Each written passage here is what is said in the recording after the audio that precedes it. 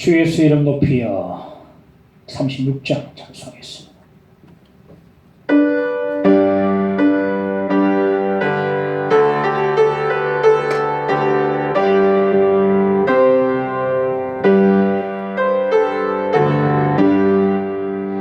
주 예수 이름 높이여 다 찬양하여라. 김멸관을 들여서 만유의 주 찬양. 김멸관을 들여서 만유의 주 찬양. 주 예수 당한 고난을 못 잊을 죄인아, 내 귀한 몸에 바쳐서 만유의 주 찬양. 내 귀한 몸에 바쳐서 만유의 주 찬양. 이 지구 위에 거하는 온 세상 사람들, 귀신 위여 높여서 만유의 주 찬양. 귀신 위여 높여서 만유의 주 찬양. 주 믿는 성도 다 함께 주 앞에 엎드려 무궁한 노래 불러서 만유의 주 찬양. 무궁한 노래 불러서 만유의 주 찬양. 아멘.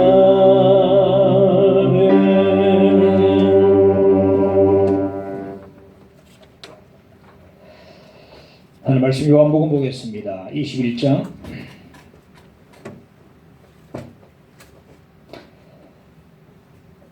1절에서 14절까지 읽겠습니다. 그 후에 예수께서 디베랴 호수에서 또 제자들에게 자기를 나타내셨으니 나타내신 일은 이러하니라. 시몬 베드로와 디두모라 하는 도마와 갈릴리 가나 사람 나다나엘과 세베대의 아들들과 또 다른 제자 둘이 함께 있더니 시몬 베드로가 나는 물고기 잡으러 가노라 하니 그들이 우리도 함께 가겠다 하고 나가서 배에 올라서나 그날 밤에 아무것도 잡지 못하였더니 날이 새갈 때에 예수께서 바닷가에 서셨으나 제자들이 예수이신 줄 알지 못하는지라. 예수께서 이르시되 얘들아 너희에게 고기가 있느냐 대답하되 없나이다. 이르시되 그물을 배 오른편에 던지라 그리하면 잡으리라 하시니 이에 던졌더니 물고기가 많아 그물을 들 수 없었더라. 예수께서 사랑하시는 그 제자가 베드로에게 이르되 주님이시라 하니 시몬 베드로가 벗고 있다가 주님이라 하는 말을 듣고 겉옷을 두른 후에 바다로 뛰어내리더라. 다른 제자들은 육지에서 거리가 불과 한 50칸쯤 되므로 작은 배를 타고 물고기 든 그물을 끌고 와서 육지에 올라오니 숯불이 있는데 그 위에 생선이 놓였고 떡도 있더라. 예수께서 이르시되 지금 잡은 생선을 좀 가져오라 하시니 시몬 베드로가 올라가서 그물을 육지에 끌어올리니 가득히 찬 큰 물고기가 153마리라. 이같이 많으나 그물이 찢어지지 아니하였더라. 예수께서 이르시되 와서 조반을 먹으라 하시니 제자들이 주님의 신 줄 아는 고로 당신이 누구냐 감히 묻는 자가 없더라. 예수께서 가셔서 떡을 가져다가 그들에게 주시고 생선도 그와 같이 하시니라. 이것은 예수께서 죽은 자 가운데서 살아나신 후에 세 번째로 제자들에게 나타나신 것이라. 아멘. 저는 언젠가 놀이공원에 가서 회전목마를 탄 적이 있습니다. 탈 때는 참 신나고 즐겁게 아이처럼 떠들고 놀다가 다시 출발했던 자리에 원위치로 돌아왔습니다. 뭐 즐거울 때는 탈 때뿐이고 다시 제자리가 딱 되는 겁니다. 저는 그래서 생각합니다. 우리 인생이 회전목마를 타는 것과 같다. 열심히 살고 때로는 조금씩 기쁠 때도 있지만 결국 뭐 남는 게 없고 얻는 게 없고 매나 그 자리에 머물러 있는 우리의 모습을 볼 수가 있습니다. 잠시 기뻐했지만 곧 실패감이 있고 허무함이 우리 가운데 임하고, 그래서 늘 제자리에 있지 않는가 하는 생각을 가져서 우리 인생은 회전 목마를 타는 것 같다. 그렇게 한번 정의를 내려봅니다. 그래서 우리 인생은 회복이 되어야만 합니다. 오늘 본문에 보면 1절에 그 후에라는 말씀이 나오는데, 이 그 후에라는 말씀은 예수께서 부활하신 후에라는 말씀이 되겠습니다. 예수께서 부활하시고 난 뒤에 오늘 제자들 앞에 세 번째로 디베랴 호수에 나타나셨습니다. 디베랴를 다른 이름으로 갈릴리라 그러는데 때로는 디베랴, 갈릴리, 게네사렛이라는데 원래 호수입니다. 호수인데 워낙 크다 보니까 바다라고 그렇게 불려지는 겁니다. 그리고 큰 호수인데 바다로 불려지는 곳이 세계에 몇 군데 있어요. 카스피해도 있고 너무 커가지고 호수로 하기는 너무 하기 때문에 바다로 불려져요. 갈릴리 바다라고 그렇게 나오기도 하고 호수로 나오기도 하고 그렇게 볼 수 있습니다. 먼저 없습니다. 없나이다 보겠습니다. 예수께서 부활하시고 제자들이 부활하신 주님을 만나고 난 뒤에 기뻐하고 했는데, 그 부활하신 주님이 자기 곁을 떠나가시자 다시 의심이 들었습니다. 그렇습니다. 우리가요 직접 예수님을 봐도 의심이 들어요. 의심이 떠나가시면 의심이 듭니다. 예수님의 부활은 역사적 사건이고 객관적 사건인데 이것 가지고는 주님께 헌신이 안 되고 주님의 제자로 위탁된 삶을 살 수가 없습니다. 이 성의 역사가 있어야 됩니다. 그러니까 부활절과 오순절은요 결코 별개의 것으로 나눌 수가 없어요. 부활절 주님만 객관적인 주님 우리가 만났다 해서 진실을 조합해 헌신되어지고 제자의 삶을 걸을 수 있는가? 아닌 것 같습니다. 분명히 베드로도 주님 부활한 주님을 봤습니다. 그런데 앞에서 사라지니까 또 서서히 믿음이 빠져나가고 있는 것을 볼 수가 있는 것입니다. 성령이 임해야 역사해야 예수의 부활이 내 사건이 되고 예수 부활이 나의 부활이 되고 이제 예수님을 향해서 헌신되어지고 부활의 증인이 되어지고 제자로서의 삶을 살아갈 수가 있게 되는 것입니다. 그래서 성령이 내게 임하시면 내 권능을 받고 내 증인이 되리라고 사도행전에 말씀을 주고 있거든요. 성령이 임하시면 이 조건이 붙거든요. 성령이 임하지 않으면 증인도 안 되고 제자도 안 되고 헌신도 안 되고 위탁도 안 되고 그렇습니다. 분명히 베드로는 부활한 주님을 보았음에도 불구하고 다시 옛날 지금으로 되돌아가는 것을 오늘 볼 수가 있습니다. 나는 물고기 잡으러 가겠다 하니까 다른 여섯 제자들도 우리도 함께 가겠다면서 따라 나섰어요. 7명 가운데 베드로 포함해서 7명 가운데 어부도 몇 명 있지만 몇 명뿐이고 다른 사람은 지금 한 번도 물고기를 잡아본 적이 없는 사람인데도 베드로가 가겠다니까 함께 따라 나선 겁니다.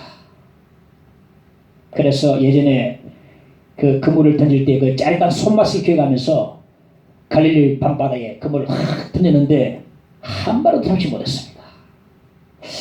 어떻게 보면 좀 당연하지 않겠는가? 왜냐하면 놓은 지가 3년이 됐거든요. 그물을 손에 놓은 지가 3년 돼가지고 이제는 그 예전 같은 감각이 없는 겁니다. 감각이 있어야 되거든요. 손맛을 탁 당길 때 손맛 가지고 당겨야 되는데 예전 감각이 이제 없는 겁니다. 또 하나 제자의 삶을 접고 왔기 때문에 마음이 착잡했을 것 같아요. 우리가 뭘 해도 마음이요 불안하고 착잡하면 마음이 불안하면 잘 안 돼요 일이. 네? 그리고 제자의 삶을 저버린 사람이 또한 뭐 이 잘 되겠습니까? 주님 따라다가 그만 포기해버리고 다른 일을 하는 사람이 뭐 잘 될 일이 있겠습니까? 안 되거든요. 밤새도록 갈릴리 바다에 그물 던졌지만 헛탕을 치고 말았습니다. 우리가 밤새도록 일을 해도요, 물고기만 많이 잡으면 피곤은 싹 가버립니다. 물고기 많이 잡혀보면 막 잊어버려, 피곤도. 그런데 밤새도록 그물 던지는데 헛탕을 치니까 아침에 그물을 끌어올리는데 굉장히 피곤이 더했을 것 같습니다. 너무 피곤해. 주님께서 바닷가에 서 계셨습니다만은 그들이 주님을 알아보지 못했습니다. 아직까지 어둠이 덜 거쳐서 그런지 몰라도. 그리고 부활하신 주님은요, 성경에 보니까 자신이 주님께서 나타내 주셔야만이 우리가 볼 수가 있어요. 그래서 이런저런 이유로 바닷가에 서 계셨지만은 그들은 주님을 알아보지 못했습니다. 먼저 주님께서 그들에게 물으셨습니다. 얘들아, 너에게 고기가 있느냐? 없나이다. 없나이다 그랬습니다. 예수께서 과연 언제부터 바닥에 서 계셨겠습니까? 저는 가만히 생각해 보니까 지금 갑자기 새벽에 나타나신 것은 아닌 것 같아요. 그들이 밤에 그물을 던지는 그 모습과 텅 빈 그물을 괴로운 모습으로 끌어올리는 그들의 모든 그 모습들을 그 현장에서 주님이 다 지켜보고 계셨던 것이 아닌가 싶습니다. 그들의 허탈감, 그들의 피곤한 그 기색, 그리고 실패감, 그들의 탄식 다 지켜보고 계셨던 것입니다. 얘들아, 너에게 고기가 있느냐? 주님께서요, 고기가 있는지 없는지 모르시는 결코 아닐 겁니다. 그들의 그물이 텅 빈 사실을 다 알고 계셨습니다. 근데 왜 이렇게 물으신 겁니까? 자신들의 그물이 텅 빈 것을 깨달으라고 말씀하시고, 그들의 허탈감과 실패감을 보도록 위해서 너에게 고기가 있느냐라고 주께서 물으신 것입니다.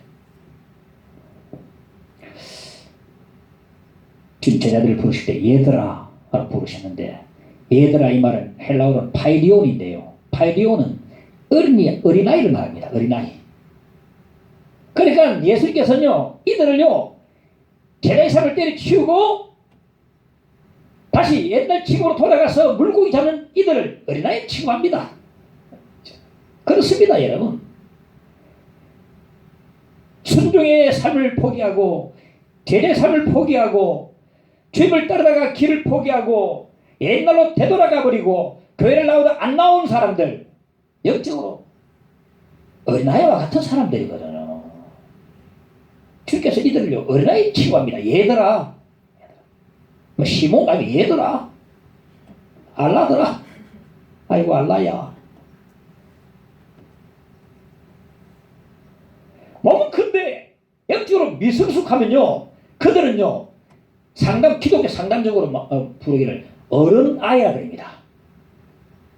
어른아이라 그래요. 어른아이. 몸은 큰데 영적으로 미성숙하면 어른아이라고 합니다. 어른아이. 일단 어른아이거든. 얘들아 이렇게 부르시는 것을 볼 수가 있습니다.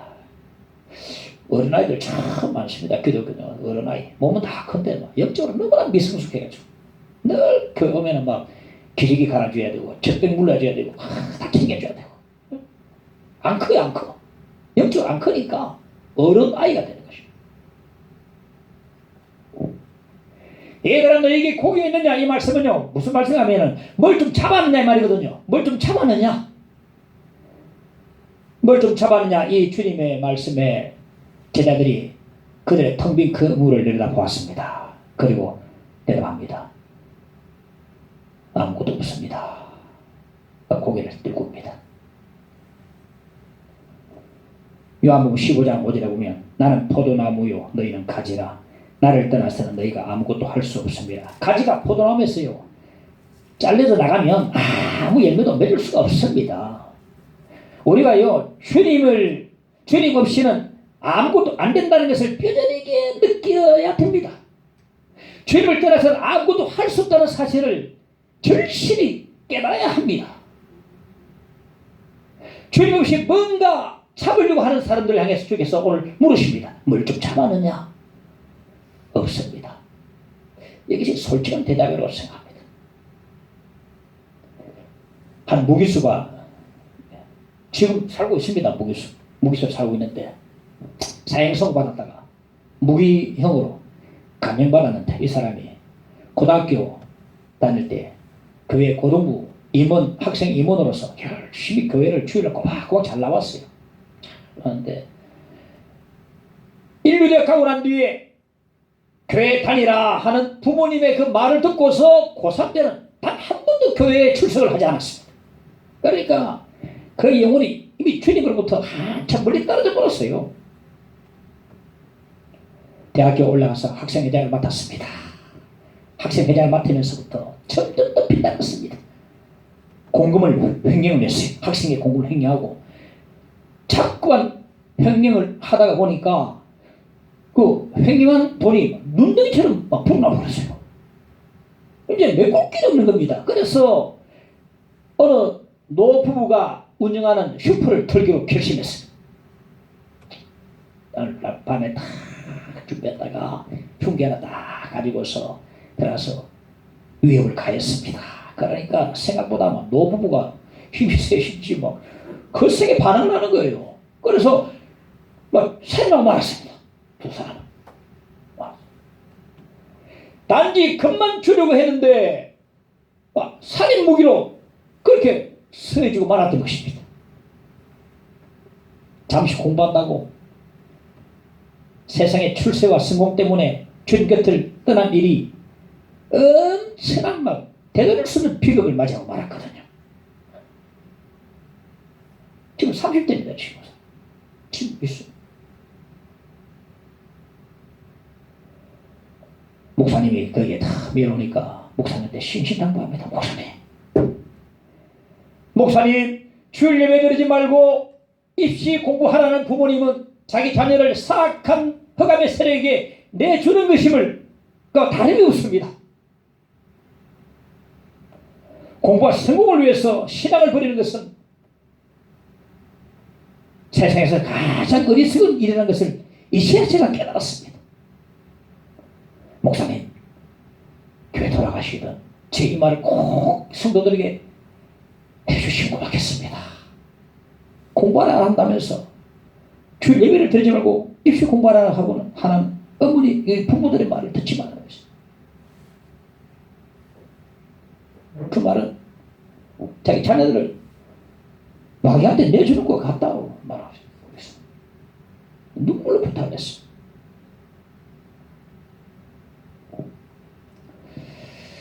우리 주님을 따라서는 아무것도 할 수 없는 자임을 알아야 합니다.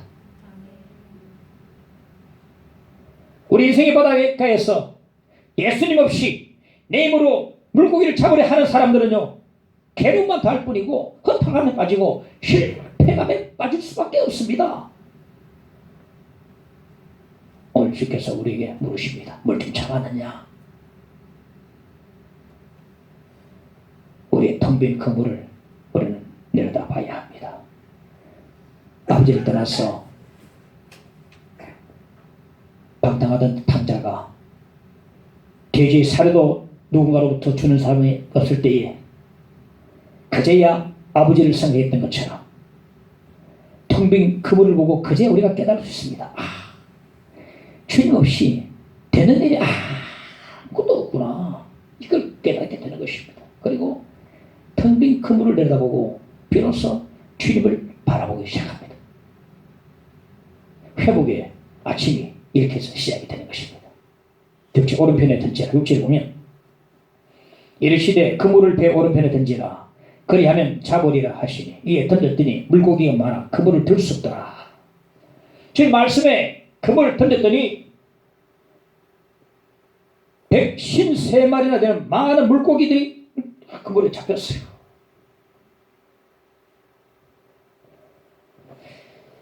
여기 오른편은 별 의미가 없습니다. 오른편에 던지라 이 말은 오른편이든 왼편이든 깊은 곳이든 내가 던지라는 곳에 던지라 이 말이거든요. 다시 말해 주님이 던지라는 곳에 던지면 그때부터 그물이 차기 시작합니다. 제자들은 밤새도록 자기 생각대로 그물을 던졌습니다. 자기 마음대로 그물을 던졌습니다. 자기 경험에 의지해서 던졌습니다. 다 흩어지고 말았어요. 물고기를 잡는 것은 내 생각, 내 마음, 내 경험에 달려있지 않습니다. 내 자신이 달려있지 않습니다. 오직 주님이 던지라는 곳에 던지면 그때부터 물고기가 참을 믿으시기 바랍니다. 그때부터 물고기가 차는 거예요. 주님께서 왼편에 던지라면 왼편에 던지면 되고, 오른편에 던지라면 말씀대로 오른편에 말씀대로 던지면 그때부터 그물이 차기 시작한 것입니다. 그런데 사람들 어떻게 생각합니까? 나는 그물을 던지면 얼마든지 많은 고기를 잡을 수 있다고 다 자신합니다. 나는 그물을 던지면 얼마든지 많은 고기를 잡을 수 있다고 다 자신하고 있어요. 오혜령 작가, 이분은 60, 70년대에 작가로서, 방송인으로서, 수필 작가로서, 정말 지성인으로서 명무대 나와서 정말 존경을 많이 받던 분이고, 많은 편지나 엽서에 이 사람 글을 많이 인용해가지고 정말 사랑 많이 받던 분이었어요. 학교 다닐 때 미션 스쿨 다녔기 때문에 기독교가 뭐지 잘 알고 있었습니다. 그래도 내 그물은 내가 채운다 하면서 예수 없는 생애를 살아왔습니다. 내 그물은 내가 채우겠다. 예수 필요 없다. 그런데 꽃다운 30대에 갑자기 덜커덕 위암과 임파선암이 탁 진단받고서 3개월 시한부 인생을 탁 선고받았어. 그러니까 3개월 동안 뭐 하겠습니까? 죽을 날만 기다리고 있는 거예요. 매일 하루하루 달력에 날짜를 빨간색의 별로 비급적해서 지나가고 죽음에 다가오는 죽음을 지켜보고 있는 것입니다.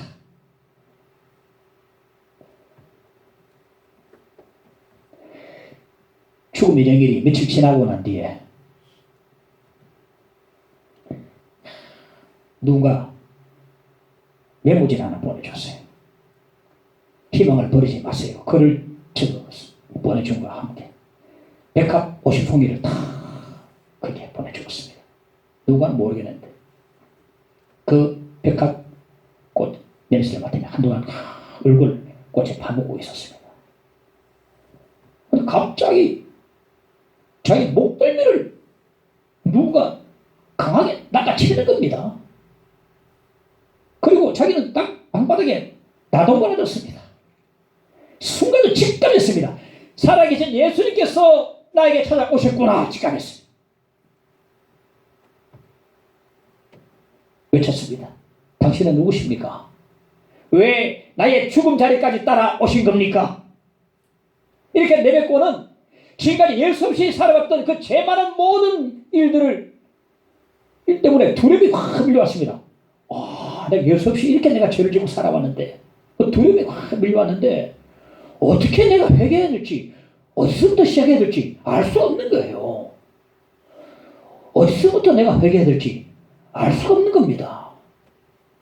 그날부터 화승지에 붓글 씌워 자기 죄를 적었습니다. 이런 죄, 저런 죄, 저거 지우고 저거 지우고 회개하고 또 쓰고 회고 지우고 이러기를 6개월 정도 했습니다. 그날도 혼자서 예배드리고 기도하고 찬송하고 예배드리고 있는데 갑자기 온몸에 오한이 덮쳐왔습니다. 이제 내가 이렇게 죽는구나, 끝이구나, 죽음이 예감이 됐는데 놀라운 일이 벌어졌습니다. 겨드랑이에 있던 임파선 암덩어리가 만지지 않는 거예요. 그리고 어깨에 있던 복숭아 씨만한 먹물이 사라져버렸고 복숭아를 차올랐던 배도 꺼져 있었습니다. 두 번째로 주님께서 자기가 찾아오신 겁니다. 그때부터요, 이 자매의 그물은요 드디어 채워지기 시작했습니다. 전혀 새로운 인생이 되었습니다. 그때부터 그물이 채워져 있어요. 텅 빈 그물일 때 찾아오셨고 그 인생의 비참한 실패 가운데 찾아오신 주님께서 이제 그의 그물을 채우기 시작을 했습니다. 지금은 경기도 한 작은 마을에 평화집을 운영하면서 오갈 데 없는 노인들을 지금 돌보고 계신다는 거죠. 그 치승인이 그 펜대를 굴리던 사람이 노인분들을 지금 섬기고 있다는 것입니다. 그의 시에는요 이런 글이 있습니다. 당신 없는 생의 호수에 그물을 던지고 물고기가 잡히기를 바랐던 지난 날은 다 죽은 시간이었습니다. 오 주여, 이제 당신께서 내 그물을 채워주소서. 당신께서 내 그물을 채워주소서. 수많은 사람들이요, 나는 얼마든지 그물을 던지면 많은 고기를 잡을 수 있다고 자신하고 있습니다. 그러니까 내 생각대로 오른편에 던졌다가 왼편에 던졌다가 내 생각대로 의지대로 마음대로 막 던지지만은 텅 빈 그물을 들어 올릴 뿐입니다. 허탈하고 지치고 허무한 인생을, 실패한 인생을 다 고백할 수밖에 없는 것입니다. 예수 없는 인생은요 실패밖에 없습니다. 이 사실을 우리가 기억해야 되겠습니다. 주님이 던지라는 곳에 던지면 그때부터 그물이 차기 시작함을 믿으시기 바랍니다. 그때부터 차기 시작합니다. 11절에 보니까 시몬 베드로가 올라가서 그물을 육지에 끌어올리니 가득히 찬 큰 물고기가 153마리라. 이같이 많으나 그물이 찢어지지 아니하였더라. 큰 물고기가 가득 찼는데도 그물이 찢어지지 아니했단 말이었습니다. 이 장면을 보면 또 한 장면이 생각납니다. 예수님께서 베드로를 첫 소명을 주시며 부를 때에 그와 유사한데 그 장면이 연상되는데도 그 사건과 이 사건은 많이 다릅니다. 그런데 예수께서 베드로에게 이렇게 말씀하셨습니다. 누가복음 5장에 보면 5장 4절 5절에 보면 깊은 데로 가서 그물을 내려 고기를 잡아라 하시거든요. 그런데 베드로가 어떻게 대답했습니까? 말씀에 의지하여 내가 그물을 내리리라. 그 앞에 좀 더 붙이면 말씀 그대로 하면 밤이 새도록 내가 수고하였으되 한 마리 잡지 못했지만은 말씀에 의지하여 내가 그물을 내리겠습니다. 그래 하거든요. 그런데 성경학자들이 여기서 지적합니다. 지금 장면하고 그때 장면 비슷하게 보이는데 차이가 많아요. 어떻게 차이가 있는가? 예수께서는요 그물들을 내려서 고기를 잡아라 하시는데 베드로는 그물을 내렸거든요. 다시 말해서 예수께서 그물을 다 내려서 고기를 잡아라 하시는데 베드로는 어떻게 생각했습니까? 밤새도록 내가 애써서 잡아도 한 마리 잡지 못했는데 지금 아침에 내가 또 그물을 내린들 내가 뭐 고기가 잡히겠나? 막 그물 하나만 내려보자 하면서 그물 하나만 딸랑 내렸다는 것입니다. 복수와 단수라는 차이인 거죠. 우리가 이 장면을 우리가 많이 어떻게 이해하냐면은 베드로는 주님 말씀에 무조건적으로 순종했다, 전적에 순종했다라고 우리가 많이 이해합니다만은 성경학자들은 보니까 그의 순종이 온전한 순종이 아니었다고 보는 것입니다. 그 결과가 뭡니까? 고기를 많이 잡았는데 그물이 찢어지고 말았다는 것입니다. 주님 말씀 따라서 말씀대로 순종해가지고 모든 그물을 다 내려잡았다면 그물이 안 찢어졌을 텐데 하나만 딸랑 내려오니까 그물이 찢어지고 말았다는 것입니다. 그물이 찢어질 때에 베드로의 온전치 못한 순종도 찢어지고 말았다는 것입니다. 그물이 찢어졌으니까 물고기도 많이 놓쳤을 것 같습니다. 오늘 본문이 어떻습니까? 가득히 물고기를 잡았지만 그물이 안 찢어졌어요. 찢어지고 안 찢어진 차이가 있습니다.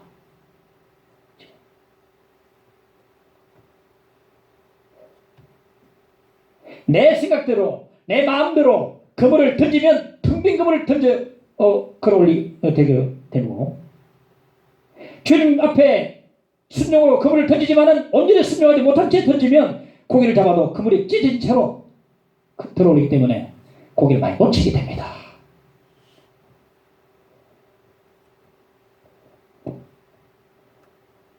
주님이 던지는 곳에 시키는 대로만 던지면 큰 물고기를 가득히 잡고도 그물이 찢어지지 않는 그런 축복을 받게 되는 것입니다. 저는 과거에 텅 빈 그물을 참 많이도 들어 올렸습니다. 들어 올리면 텅 빈 그물이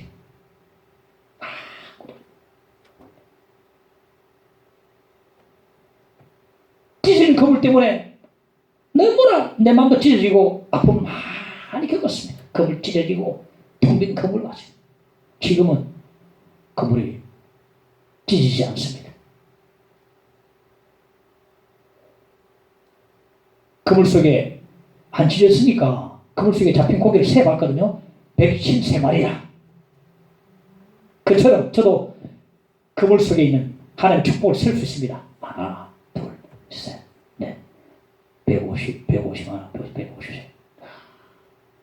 지금 어떤 재미로 사느냐? 주님이 나에게 주신 축복을 하나, 둘, 세는 재미로 살고 있습니다. 하나, 이것도 축복, 이것도 축복, 이것도 축복. 옛날에 텅 빈 그물이었습니다.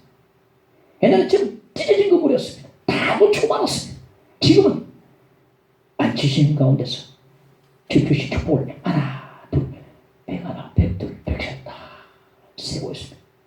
한 목사님 병원 입원해서 5만 원을 보냈더니 한 권사님 와서 나는 5만 원 주시는 거예요. 목사님 5만 원 드립니다. 지금 야 5만 원을 내가 좋은 데 썼더니 또 5만 원을 더 키워주시는 거예요.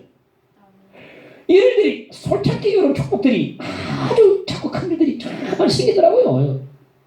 그물도 안 찢어지고 또 안에들은 물고기도 셀 수 있고 하나 내가 받은 복을 세어라 찬양 있죠. 세어보 주님 주신 축복을 알리라 받은 복을 세어보아라 주님 주신 축복을 네가 알리라 하나 둘 한 마리 두 마리 세 마리 네 마리 요즘 제 사랑하시는 물고기 세고 있습니다. 축복 물고기 하나 둘 셋.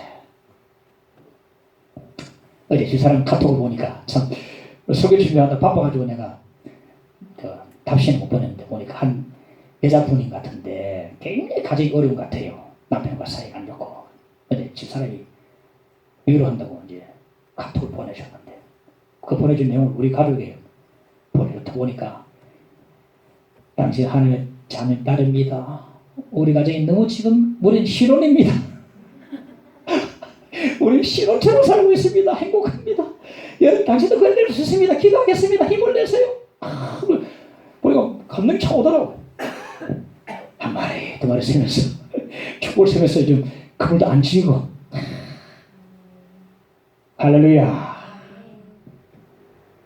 왜 하필 오른편인가? 내가 생각대로 왼편인 것 같은데 왼편에 그물을 던져야 될 것 같은데 라고 생각하지 마시고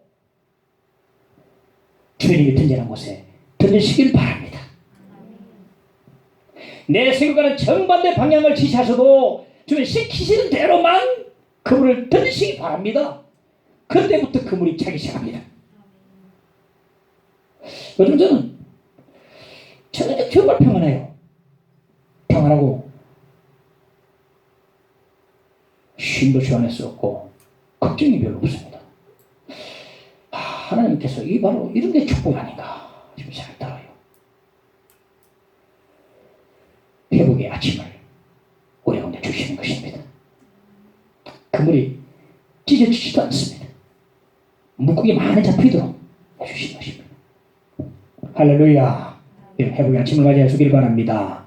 이제 와서 먹어라. 예수께서 말씀하셨습니다. 12절에 보니까 와서 초반을 먹어라. 예수께서 은혜로운 초대를 해주신 것입니다.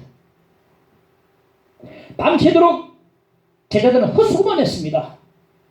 그리고 그물을 지금 아침 돼서 피곤한 몸을 끌어당기고 있는데 또 주님이 오셨어. 또 주님 말씀 따라 또 그물을 던지다 보니까 두 번 지금 던지고 아니 밤에도 몇 번 안 던지겠습니까? 심신이 지쳐 있었어. 배도 고프고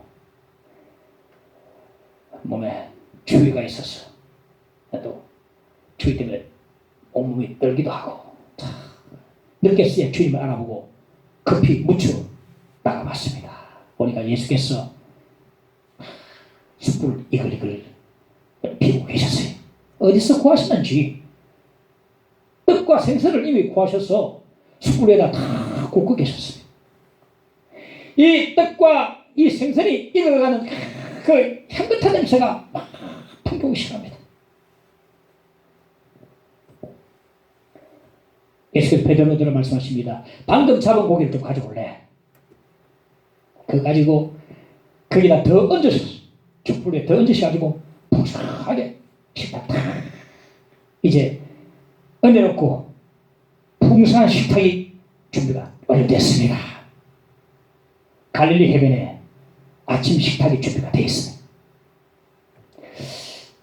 저는 한 몇 개월 전인가 경주의 해변에 우리 가족들과 함께 가서 밤바다를 바라보면서 가족들과 함께 따뜻한 식탁을 함께 가진 적이 있습니다. 출렁이는 밤바다를 내다보면서 식사는 너무너무 행복하더라고요. 언제 우리 권사님과 같이 가면 좋겠습니다. 너무 열심히 일만 하시니까 좀 쉬셔야 되는데. 근데 제가 한번 모셔가면 그냥 오른쪽 끌고 오십시오. 그러고 있어야 되지. 아니 근데 잊지 못해. 다시 가려고 합니다. 근데 가면 같이 가십시오. 왜? 너무너무 좋더라고요. 그 밤바다를 바라보면서 우리 가족 5명이 앉아가서 식사하는데 너무너무 행복한 거예요. 그러니까 고기가 익어가면서 풍기는 냄새와 아침 동이 터오는 그 아침바다를 바라보면서 식사하는 이 갈릴리 해변의 식사도 얼마나 황홀했겠습니까? 철썩철 하면서 그 해변을 바라보면서 예수님과 제자들이 식사를 하셨는데 얼마나 행복했고 황홀했겠습니까? 이 식사가. 회복의 아침인 것입니다. 주께서 부드러운 음성으로 제자들을 이 식탁으로 초대하십니다. 와서 조반을 먹어라. 13절에 보니까 예수께서 가셔서 떡을 가져다가 그들에게 주시고 생선도 그와 같이 하시니라. 이날 아침에 주님께서 일일 셰프가 되시고 서리까지 다 맡아주셨습니다. 숯불에 익어가는 떡을 가지고 골고루 나눠주시고 노릇노릇 익어가는 생선을 너무 알맞게 익은 생선을 저 제자들에게 골고루 다 서빙 다 해주셨습니다. 저는 이 말씀 가만히 생각하면서 야 주님 너무 멋지다. 너무 친절하시다.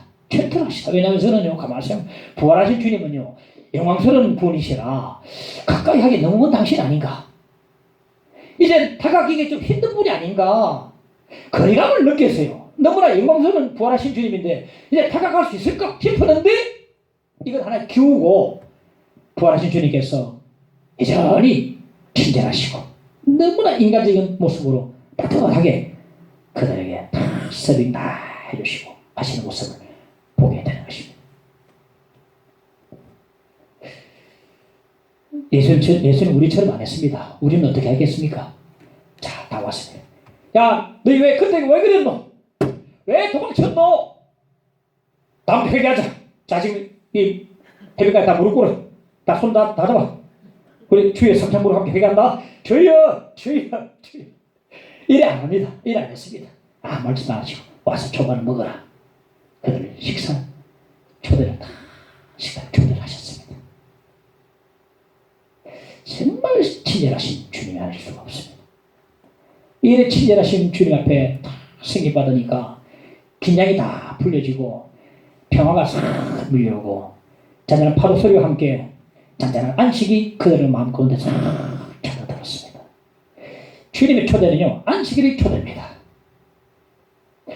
주님 공생의 기간에 제자들도 참 많이 바빴습니다. 어떨 때는 식사를 겨를도 없이 바쁠 때가 있었어요. 주님께서는 그들을 보시고 참 안타깝게 생각하시고 부르셨습니다. 와서 좀 쉬어라 그랬거든요.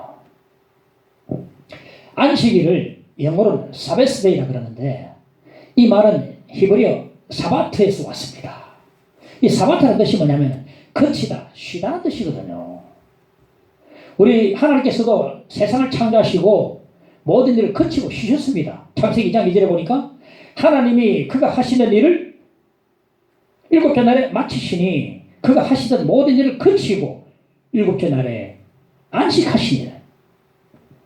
우리도 주일날에 그치고 안식해야 됩니다. 쉬어야 됩니다. 하나님께서 광야 생활하는 이스라엘 백성들에게 광야는 아무것도 없어요. 만나를 내려주시는데, 매일 내려주시는데, 어떤 사람이 염려가 돼가지고 만나를 내일 끝까지 더 거다한 거예요. 내일 끝까지 더 거두어놓은 만나에는요, 구덩이가 생기고 냄새나서 먹을 수 없었습니다. 내일도 만나를 내려주신 하나님을 믿지 못한 것입니다. 어떤 사람 안식일에 생활이 염려가 돼가지고 만나를 거두었는데, 안식일에 거두어나간 사람은 한 먹지 못하고 그냥 돌아왔습니다. 안식일에 내가 거두어 나간다는 것은 내가 하나님 되겠다는 것입니다. 왜?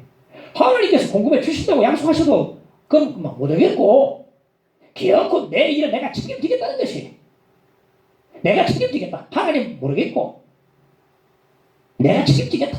내가 하나님 드린 겁니다. 내 먹을 것 내가 책임지겠다. 하나님께서 공급해 주신다, 책임해 주신다 하셔도 자기가 책임지겠다는 것은 자기가 하나님 된다는 말이거든. 안식일은요, 나의 모든 노력과 발버둥을 거치는 날입니다.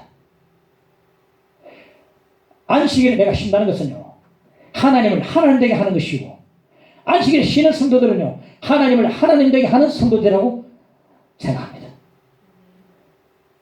지난주에 안식이라는 책을 하나 읽어봤는데, 마르바 던이라는 미국 자매님, 신학교 교수인데, 마르바 던, 이 자매님이요, 자기 부모님한테 가장 감사한 게 뭐냐면은, 어릴 때부터 부모님으로부터 성수주의 하는 것을 배우고서 가장 감사하게 생각하더라고요. 그럼 지금도 지키고 있어요. 어떻게 하냐면, 매주 토요일 밤 되면요, 잠자리 들면 그렇게 행복하고 그렇게 자유롭고 해방감을 느낀다는 거예요. 평일에 자막으로 완전히 다르다는 겁니다. 왜냐하면 내일 주일이기 때문에. 이미 잠자리에 토요일에 들어서면서부터 안식을 누리는 것입니다. 안식. 내일 주일이다. 생각하면 막 자유함이 주일 아침이 딱 되면 목욕을 다 하고 안식일에 특별히 입을 특별한 드레스를 딱 입는답니다. 그거는 사람에게 잘 보이는 관이 아니고 하나님께 예배하는 자로서, 하나님을 경외하는 표로서 가장 특별한 드레스를 준비했다가 다 입는 예배드리고, 주 저녁에는 따뜻한 난로가에 가족들이 함께 다 둘러앉아서 주일을 위해서 특별히 준비한 음식을 함께 먹으면서 대화하고 또 평화를 누리고 안식을 누리고 자유함을 누린다는 것입니다. 너무나 이 놀라운 이 안식을 잊을 수 없고, 지금도 자기는 지금 60이 됐는데 또 이렇게 하고 있다는 거예요. 주일은요, 그치고 쉬는 날입니다. 주일을 와서 예배드리면서 하나님 임재를 체험하고, 말씀을 들으면서 새로운 소망을 얻고, 찬양을 하면서 하나님의 친밀함과 부드러움을 느끼고, 기도하면서 인격적인 하나님을 만나게 되고, 성도 교제하면서 우리 서로 세임을 얻고, 함께 둘러앉아서 식사함으로써 영원한 하늘의 향연을 미리 맛보는 날이 주일인 줄 믿으시기 바랍니다. 지금 우리 요즘은요, 대중매체의 시끄러운 볼륨 때문에 하나님의 음성을 조금도 들을 수가 없어요. 우크라이나 사태, 대선이 어떻게 되면 하나님의 음성을 들을 수조차 없습니다. 시끄러운 볼륨 때문에. 주일날 교회 나와서 때로는 크게 찬양도 하지만 조용히 묵상함으로써 나에게 말씀하신 말을 음성을 다 듣는 날이 또 주일이 되는 것입니다. 와서 먹어라. 이런 주님의 초대는 안식일의 초대임을 말해주고 있습니다.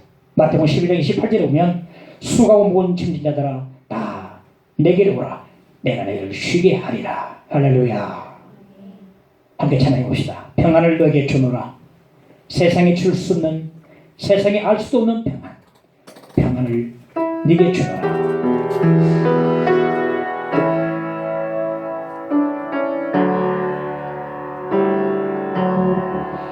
평안을 너에게 주노라. 세상이 줄 수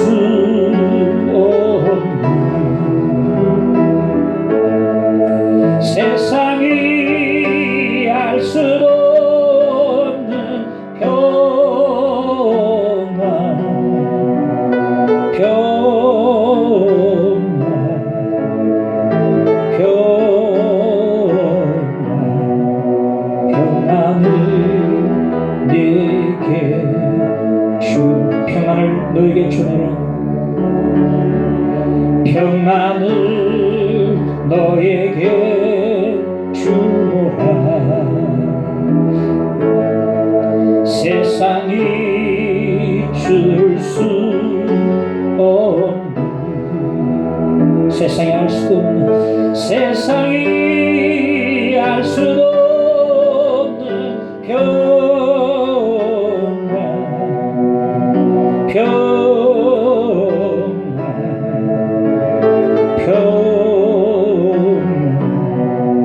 평안을 내게. 세상이 알 수 없는 평안, 세상이 알 수도 없는 평안,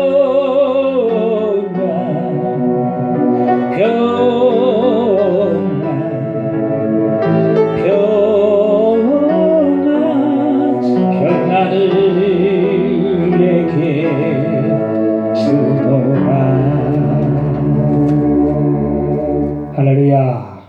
주님이 주시는 놀라운 평안이 오늘 주일 아침에 넘치기를 바랍니다. 오늘 이 시간이 우리 주님이 지친 우리에게 베푸시는 갈릴리 해변의 은혜로운 아침 식탁이 되어지기를 간절히 바랍니다. 회복의 아침이 되는 것입니다. 제2차 세계대전 중에 유대인들이요, 나치로부터 홀로코스트, 즉 대학살이죠, 200만 명이 넘는 대학살을 당하고 아이슈비츠 집단 포로 수용소에서 살았음에도 불구하고 소망을 잃지 않았던 것은 그들의 안식일이 있었기 때문에 그렇습니다. 대학살을 당하고 그 집단 수용소 속에서도 결코 소망을 잃지 않았던 것은 그들에게 안식일이 있었기 때문에, 그들 안식일을 지킴으로 소망을 얻고 세임을 얻고 그 두려움 속에서도 평안을 유지할 수가 있었습니다. 다른 사람 같았으면 몇 번이 넘어지고 무너질 그 순간에도 안식을 지킴으로 세임을 얻고 살아갈 지혜와 용기와 그 의미를 깨닫고 두려움 속에서도 용기를 가지고 어둠을 헤쳐나가는 그 힘을 안식을 지킴으로써 그들이 받았던 것입니다. 한 유대 여성이 먼 타국으로 멀리 떠나는데 그때 어머니가 그에게 들어준 말을 결코 잊을 수가 없다고 말했습니다. 얘야, 딸아, 네가 유대인이라는 걸 절대 잊지 말아라. 안식일을 꼭 지키라. 지키거라. 이 어머니의 말씀을 꼭 기억해서 그 참으로 불안하고 두려운 이국 땅에서도 꼭 안식일 지킴으로 세임 먹고 살아갈 수가 있었습니다. 우리가 문자적인 의례는 않지만 기독교인으로서 기독교 안식일은 주일을 지킴으로써 세임을 얻어서 불안하고 두려운 이 환경 속에서도 안식과 평안을 누릴 수가 있어야 할 줄 믿습니다. 어느 사람이 이래 말했습니다. 나는 믿음이 요즘 너무 떨어진 것 같아 하면서 이 마르바 던이라는 자매니 자기 책에서 말하더라고. 자기가 갑자기 믿음이 너무 약해진 걸 느꼈어. 그래서 기도 동력자 형제한테 전화를 했습니다. 형제, 내 지금 나를 기도 좀 해줘. 내가 요즘 너무 믿음이 약해진 것 같으니까. 자매, 지금 믿음이 괜찮아. 아니, 무슨 근거로 나에게 그런 말을 하냐. 안식일 지키잖아. 안식일 지키잖아. 안식일 지킨다는 자체가 하나님의 구별해서 지키는 자체가 이미 믿음입니다. 믿음. 이거 보면 우리 권사님 대단하신 것 같아. 이게 믿음이에요. 이게 구별하는 자체가 믿음입니다. 믿으시기 바랍니다. 이게 믿음이에요. 자매님은 안식일 지키잖아. 그래 말 듣고 막 생각해봤답니다. 아, 내가 지금 안식일 지키는 자구나. 아, 내가 믿음이 약한 줄 알았는데 하나님께서 나에게 안식일 지킴으로 나에게 세임 주시고 유지시켜 주시는구나. 내 속에 믿음이 있구나. 그 형제의 말 듣고 깨달음을 가졌다는 겁니다.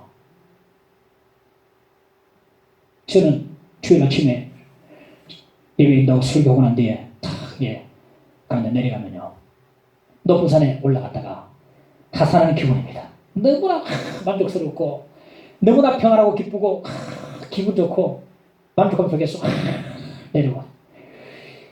제가 설교는 잘 못해도 설교가 제 은사가 분명한 것 같아요. 찬양도 은사. 그래 마치고 하더라면 높은 산에서 정상에 내려온 것처럼 너무너무 막 기분 좋아요.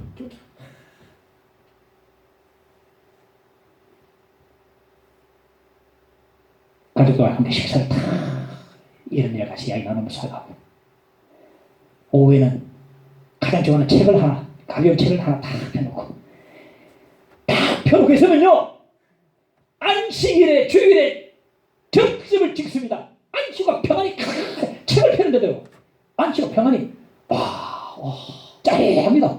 책을 펴는데 어떤 데는 책 보고 일단 잡니다. 근데 어제 자는데도요, 평안하다. 너무 잡혀. 또 일어나 다시 책을 보는데 너무너무 평안해요. 안식일에 점집을 찍습니다. 그리고 다 마치고 주일 저녁에 잠자에 딱 들었으면 평안.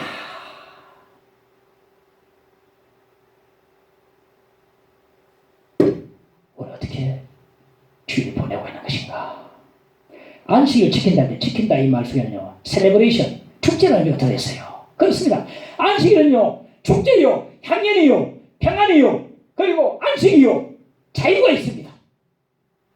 우리 주님께서는 안식일에요, 눈먼 자를 눈뜨게 해주시고, 중풍병자를 고쳐주시고, 손 마른 자를 손을 고쳐주셨습니다.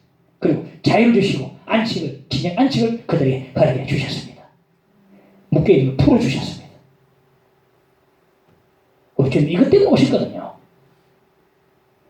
포로된 자에게 자유를 주시고, 눈먼 자를 보게 하시고, 눌린 자를 자유케 하시기 위해서 주님이 이 땅에 오신 것입니다.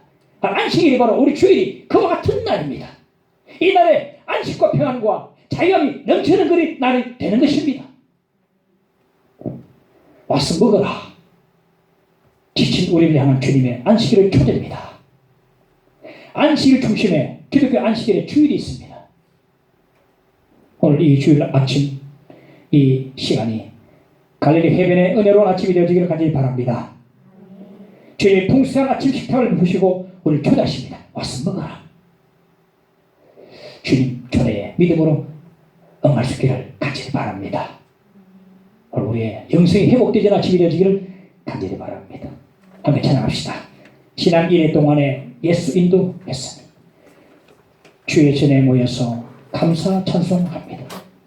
가장 복된 이날은 하늘 안식표다. 가장 복된 이날은 하늘 안식표다.